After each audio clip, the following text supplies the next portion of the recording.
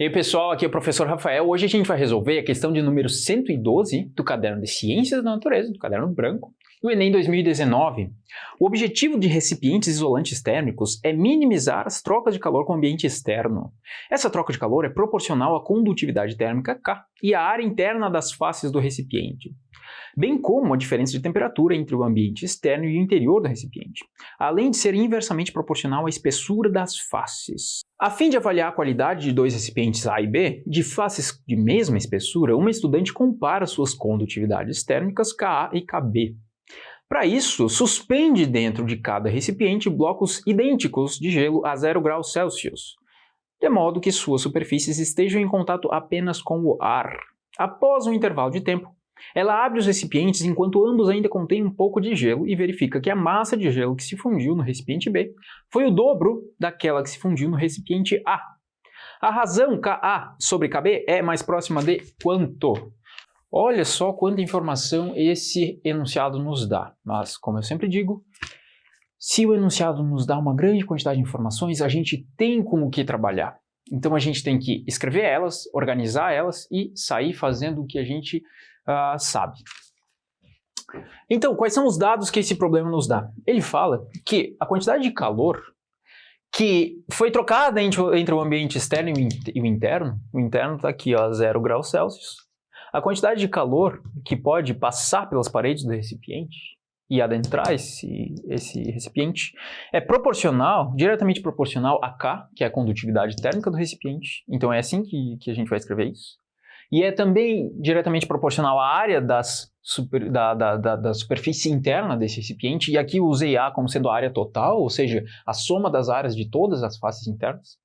E também é diretamente proporcional à diferença de temperatura entre o ambiente externo e o interno. E é inversamente proporcional à espessura daqui do recipiente, e no caso a espessura é igual para os dois, né? Então, isso aqui são os dados que o problema nos deu. Agora, qual que é a ferramenta que a gente tem para trabalhar com problemas desse tipo? A gente vai lembrar lá da termometria, termodinâmica, que, olha só, o que tipo de fenômeno que está acontecendo ali dentro? O gelo derreteu, mas ele não virou completamente água. Ele ainda está derretendo. Logo, não houve variação de temperatura nesse sistema. Embora haja uma diferença de temperatura entre o ambiente externo e interno, aqui dentro manteve-se sempre a mesma temperatura. Então, ainda tem uma certa quantidade de gelo, só que derreteu um pouquinho, isso que significa fundir.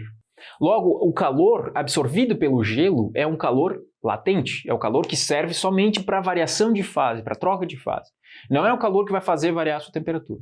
Como é que a gente mede esse calor? Então a gente tem que lembrar disso aqui, ó, que às vezes a gente lembra como Q mole, que o calor absorvido nesse tipo de situação, quando não há a troca de temperatura, variação da temperatura, é simplesmente o produto da massa desse sistema vezes o calor latente, nesse caso o calor latente de fusão do gelo.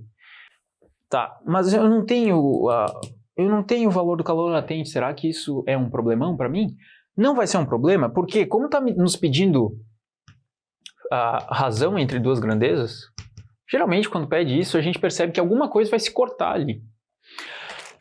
Se eu fizer a razão entre a quantidade de calor absorvido pelo gelo dentro do recipiente A e o gelo dentro do recipiente B, eu vou ter isso aqui, ó, vai ser essa expressão para A dividido por essa mesma expressão para B, que é a massa contida em A, no gelo A, a massa que derreteu do gelo A, vezes o calor latente do gelo, dividido pela massa que derreteu em B, pelo calor latente. Só que o calor latente é igual para os dois, porque é o calor latente do gelo, então eu corto. Me livrei dessa variável que eu não conhecia. Só que também é dito que a massa que derreteu em B é 2 vezes a massa que derreteu em A. Então eu posso reescrever isso aqui, massa de A sobre a massa de B, ó. Isso, vou escrever aqui a massa de A sobre a massa de B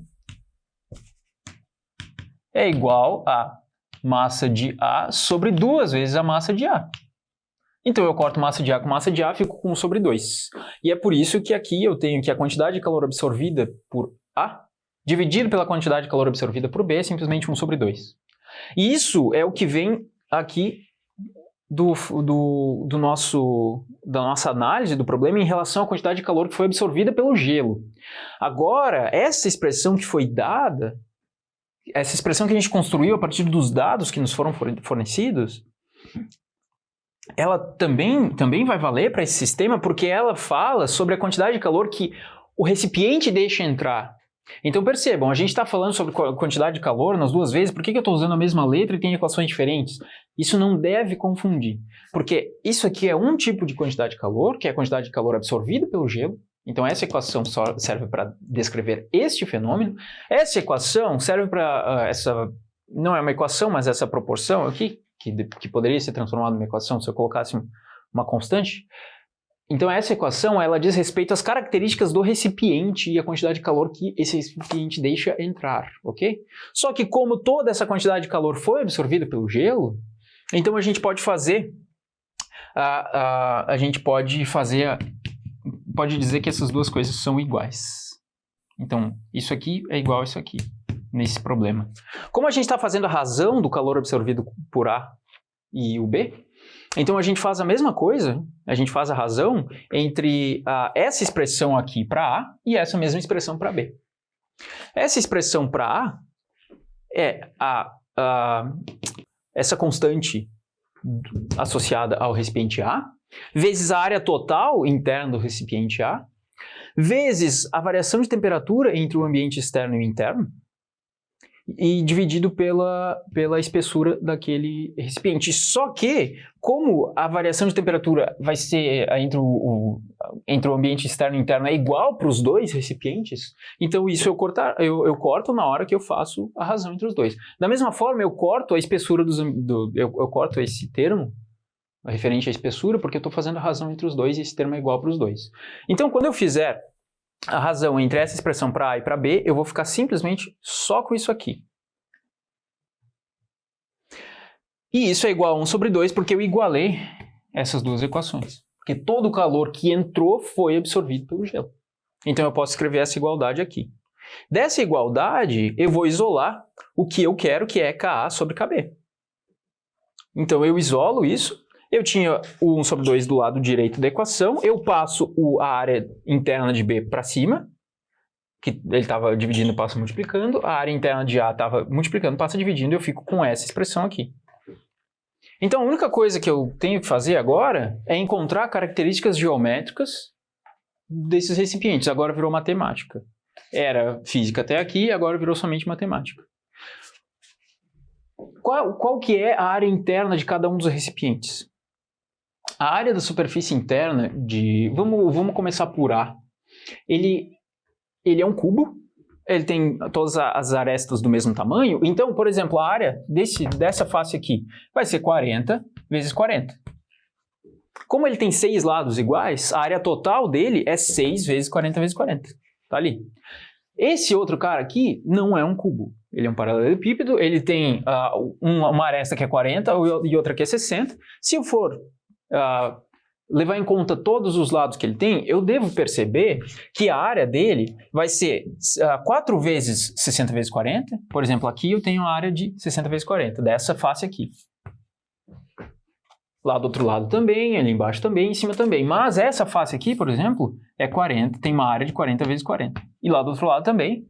Portanto, a área total da superfície interna daquele recipiente vai ser 4 vezes 60 vezes 40, que são 4 áreas desse tipo, mais 2 vezes 40 vezes 40, que são 2 áreas desse tipo. Agora é só resolver aquilo ali e tá pronto o meu problema. Isso daqui eu vou trazer para cá, ó. Então, como é que eu vou resolver isso aqui? Eu vou manipular, em vez de sair fazendo a conta total, eu vou manipular esses números antes. Eu percebo que o 4 vezes 40 se repete nos dois termos. Então eu vou isolar o 4 vezes 40, colocar ele em evidência, e aqui no primeiro termo vai sobrar simplesmente 60, mais o quê? Como aqui eu tinha 40 vezes 40 e não somente 4 vezes 40, então vai sobrar um 10 aqui, eu vou ficar com 2 vezes 10. Percebam que dá para entender, não? O que eu fiz aqui. E embaixo eu vou continuar com 6 vezes 40 vezes 40. Isso daqui é a mesma coisa que 60 mais 20, que é 80, né? Então, eu corto esse 40 com aquele 40 lá. Eu corto esse 40 com aquele 80, eu vou ficar só com 2 aqui em cima. Então, depois de cortar tudo que eu posso cortar, eu fico com 4 vezes 2 dividido por 6. Mas, olha só, isso que eu fiz aqui é só essa parte, tá? É só aquela parte.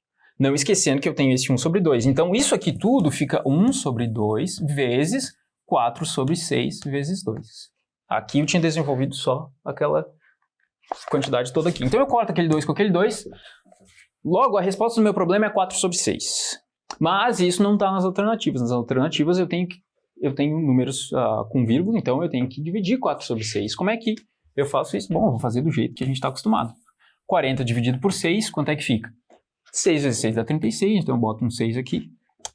Tá, por que eu estou dividindo 40 por 6 e não 4 sobre 6? Porque é mais fácil assim, depois eu volto uma casa. Aqui vai dar 36, vai me sobrar 4, então eu boto uma vírgula, tenho 40 de novo, tenho 6 de novo, e se eu continuar assim eu vou ter 6,66666, tá? Então, se 40 dividido por 6 é 6,666, isso daqui é aproximadamente 0,66666, então 0,67. Isso está na alternativa B. Ok, percebam que essa questão ela pode ser considerada difícil porque eu precisava lembrar de um pouquinho de conhecimento de termodinâmica, de termometria, se vocês quiserem chamar assim. Eu precisava entender que era assim que eu construía aquela relação de proporcionalidade que foi descrita. Então eu tenho que entender, tenho que conseguir interpretar os dados e escrever eles matematicamente dessa forma. Mas depois que eu fiz isso, é só eu ser organizado e levar o problema adiante. Então, a partir de um certo ponto, eu até fiquei com uma certa quantidade de números grandes para resolver, mas percebam que se eu organizar o jeito que eu vou resolver e não sair multiplicando todos esses termos antes de dividir, de eu tentar manipular os números antes de resolver, aí eu fico com coisas fáceis de dividir. Então, o Enem sempre nos permite fazer esse tipo de manipulação, tá? Se vocês fossem multiplicar antes tudo isso daqui, ia ficar um número bem mais difícil, né? Então eu espero que tenha ficado claro. Quem gostou, eu peço que nos sigam nas redes sociais e cliquem ali no sininho do YouTube. Aqui no cantinho, ó, vão aparecer alguns vídeos que vão ajudar vocês a resolver questões desse tipo. E até a próxima.